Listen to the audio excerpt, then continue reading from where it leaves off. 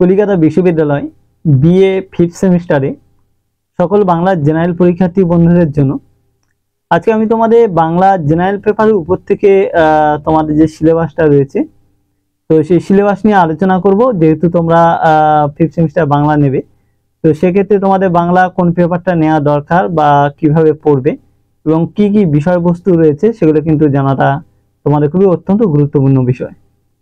তো সেই জন্য আজকে এই ভিডিও নিয়ে উপস্থিত হয়েছি। তো তোমরা ভিডিওটা একটু মনোযোগ সহকারে দেখে নাও, বুঝে নাও, তাহলে তোমাদের পেপার সিলেকশন করতে কিন্তু খুবই সুবিধা হবে। দেখো, তোমরা বিএ 5th সেমিস্টারে আগে তোমাদের যেমন বাংলা জিসিসি এইভাবে লেখা থাকতো, এখন কিন্তু তোমাদের ডিএসসি বলে লেখা থাকবে। ডিএসসি A1 কি B1 যে যেটা নেবে সেটা বিষয়টা থাকবে। তো আজকে আমি তোমাদের ডিএসসি A1 এ A2 এই দুটো পেপার নিয়ে আলোচনা করবো। এই দুটো হচ্ছে তোমাদের মেন গুরুত্বপূর্ণ। এখান থেকে বেশিরভাগ কলেজ তোমাদেরকে সাবজেক্ট সিলেকশন নির্ণয় করে থাকে। তো সেই জন্য তোমরা এইটাও একটু ভালো করে দেখে নাও। প্রথমত বলি, তোমাদের 5th সেমিস্টারে বাংলা ডিএসসি A1 একটা পেপার রয়েছে, ডিএসসি A2 পেপার রয়েছে। এই দুটো পেপারই মেন, এই দুটো থেকে নেওয়াটা বুদ্ধিমানের কাজ, কারণ এইটার উপর নোটস অ্যাভেলেবেল হয় এবং প্রশ্ন তোমাদের লিখতে সুবিধা হবে, সহজ হবে। কিন্তু বাকি অন্য পেপারের দিকে যেও না। তো এখানে যেটা তোমাদের বলার বিষয়, ডিএসসি A1 এর যে পেপারটি রয়েছে আর A2 যে পেপার দুটো মানে পেপারটি রয়েছে, A1 নেবে না A2 নেবে এটাই নিয়ে অনেকে চিন্তিত হয়ে যায়। তো সেক্ষেত্রে তোমাদেরকে বলবো, ডিএসসি A1 আর A2 এই পেপারের মধ্যে স্টুডেন্টরা তো নির্ণয় করে, বেশিরভাগ আবার দেখা যায় বিভিন্ন কলেজ কিন্তু তাদের কলেজে এই দুটোর মধ্যে একটা অলরেডি সিলেক্ট মানে করে নিয়ে সেই মতো তারা পড়ায়। তো সেক্ষেত্রে কলেজ যেটা যদি যে পেপার পড়ায় সেটা পড়াটাই বেশি লাভজনক, যদি দুটোই পড়াবে। তো তোমাদের দুটোই পেপার আমি আলোচনা করছি, যার যেটা মনে হবে এটা নেওয়াটা তোমাদের উপরে নির্ভর করে, তোমাদের ব্যক্তিগত ব্যাপার। তো তোমরা আগে একটু ব্যাপারটা বোঝো, তারপরে তোমার নিজেরাই বুঝতে পারবে। প্রথম দেখো, ডিএসসি A1 যেটা রয়েছে সেখানে মডিউল 3টে করে মডিউলও ভাগ আছে। 3টে করে মডিউলের মধ্যে প্রথম মডিউল 1 এর মধ্যে কি কি বিষয় পড়তে হবে দেখো। প্রথম একে আছে বাংলা ও বাংলা জাতি ভৌগোলিক ও নৃতাত্ত্বিক পরিচয়। এই অধ্যায়টির উপরে তোমাদের বাংলা জাতি ভৌগোলিক আগে কেমন ভৌগোলিক অবস্থা ছিল, নৃতাত্ত্বিক পরিচয়, এইগুলো বিষয়ে তোমাদের ডিটেলস পড়তে হবে। দ্বিতীয় রয়েছে বাংলা সমাজ কাঠামো ও অর্থনৈতিক ভিত্তি। বাংলা সমাজ কাঠামো কেমন ছিল, তা অর্থনৈতিক ভিত্তিটা কেমন ছিল, এইগুলো তোমাদেরকে পড়তে হবে। 3 নম্বর রয়েছে বাংলা রাজনৈতিক ইতিহাস। এই অধ্যায়টা তোমাদের রাজনৈতিক ইতিহাস সংক্রান্ত জানতে হবে। তারপর রয়েছে বাংলা ধর্ম সংক্রান্ত তোমাদেরকে পড়তে হবে। 5 তোমাদের রয়েছে চৈতন্য সংস্কৃত। 6 হচ্ছে বাঙালির সাংস্কৃতিক স্বরূপ। চৈতন্য সংস্কৃতি সম্পর্কে যুক্তাসম পড়তে হবে, আর বাঙালি সাংস্কৃতিক স্বরূপ সম্পর্কে তোমাদের পড়তে হবে। এবারে মডিউল 2, এখানে কি কি বিষয় পড়তে হচ্ছে দেখো। ঔপনিবেশিক আধুনিকতা, অভিঘাত, শিক্ষা, ধর্ম সংস্কার ও মুক্ত চিন্তা, এই অধ্যায় তোমাদের রয়েছে। এখান থেকে তোমাদের এর সম্পর্কে ডিটেলস তোমাদেরকে পড়তে হবে, যে ঔপনিবেশিক আধুনিকতা, অভিঘাত, শিক্ষা কেমন সেই সময় পরিবর্তন হচ্ছে, ধর্ম সংস্কার সম্পর্কে কি কি আলোচনা হবে, মুক্ত চিন্তা সংক্রান্ত এইগুলো জানতে হবে। তারপরে রয়েছে কৃষক আন্দোলন সম্পর্কে জানতে হবে, যতগুলো কৃষক আন্দোলন হয়েছে, নীল বিদ্রোহ, ফকির আন্দোলন মানে ফকির বিদ্রোহ, এইগুলো ইতিহাসের পাঠ, কিন্তু এর মধ্যে ঢোকানো আছে, এগুলো সম্পর্কে পড়তে হবে। তারপরে অধ্যায় দেখো ধর্ম, সমাজ ও শিক্ষা সংস্কারের উদ্দেশ্যে গঠিত সভা এবং সমিতি সম্পর্কে আলোচনা করতে হবে। তো এটা গেল তোমাদের মডিউল 2 থেকে এই বিষয়। এইবার তোমাদের দেখো মডিউল 3 থেকে কি কি তোমাদের বিষয় পড়তে হচ্ছে। মডিউল 3 থেকে বঙ্গভঙ্গ ও বয়কট স্বদেশী আন্দোলন সম্পর্কে আলোচনা করো। দ্বিতীয়, প্রান্তবর্গ বা দলিত জনগোষ্ঠীর জাগরণ সম্পর্কে মানে এই পার্টটা নিয়ে তোমাদেরকে পড়তে হবে অধ্যায়টা। তারপরে অধ্যায় দেখো বাঙালি মুসলমানের স্বতন্ত্র জাতিসত্তার সন্ধান। বাঙালি মুসলমানের স্বতন্ত্র জাতিসত্তার সন্ধান। তারপরে আছে দেশভাগ, উদ্বাস্তু সমস্যা ও ভাষা আন্দোলন। তারপরে তোমাদের রয়েছে খাদ্য আন্দোলন ও নকশাল আন্দোলন। তো এই গেল 3টে মডিউল তোমাদের ডিএসসি A1।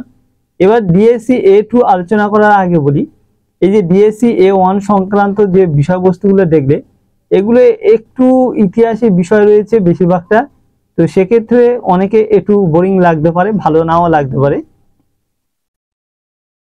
তো সেক্ষেত্রে বলবো তোমরা মডিউল 2টা বেশি খেয়াল করবে। মডিউল 2 কিন্তু অধ্যায়গুলো সহজ থাকে এবং তোমাদের পড়তে কিন্তু অনেকটা ভালো লাগবে। তো সেই জন্য তোমরা মডিউল 2টা একটু দেখো, যাদের ভালো লাগবে। ওখানে বেশিরভাগ গল্পের মতো অংশগুলো রয়েছে, তো সেক্ষেত্রে যারা নিতে চাও অবশ্যই কিন্তু মডিউল 2টা তোমরা নিতে পারো। এবার দেখো তোমাদের ডিএসসি A2 এই যে পেপারটি রয়েছে, এখানে তোমাদের মডিউল 1 বলে রয়েছে।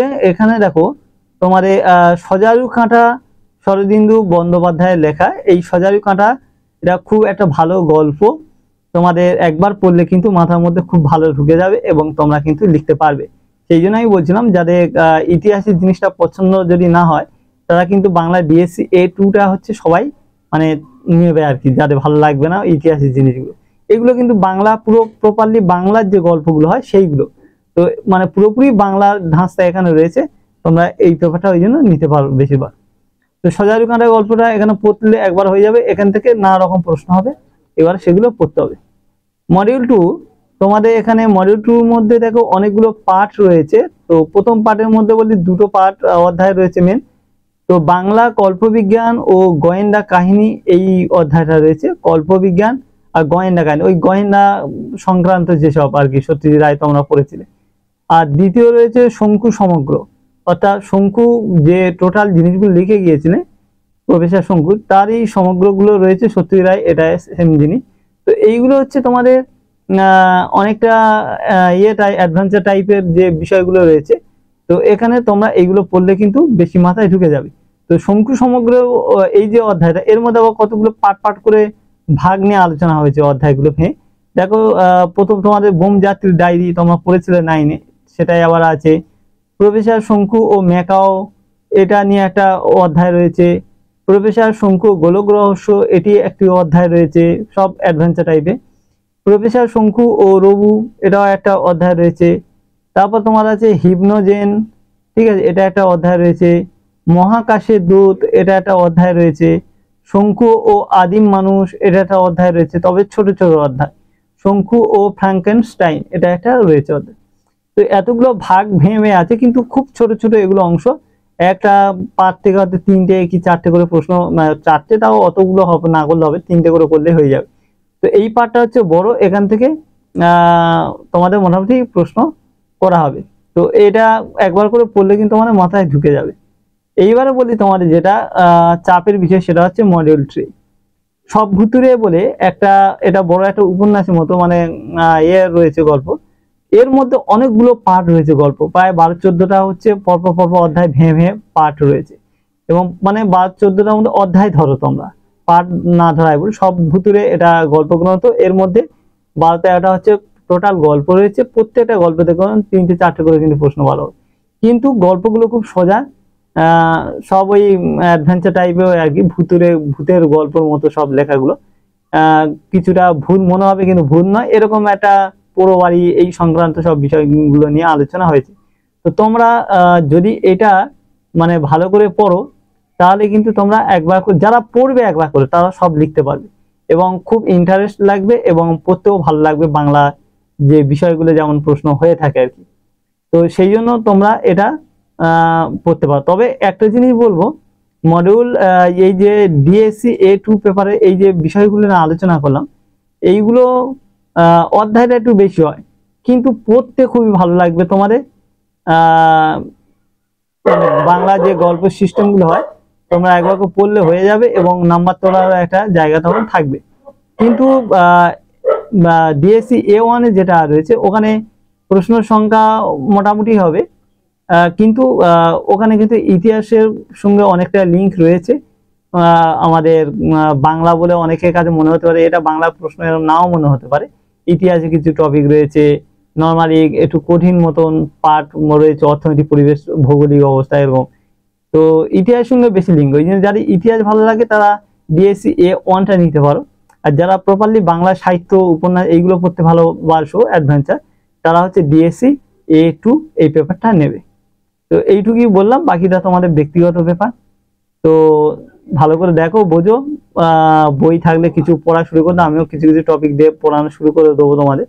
তো আজকে তাহলে বন্ধুরা ভিডিও এখানে শেষ করছি, পরবর্তী ভিডিওতে আবার দেখা হবে। সবাই ভালো থেকো, সুস্থ থেকো।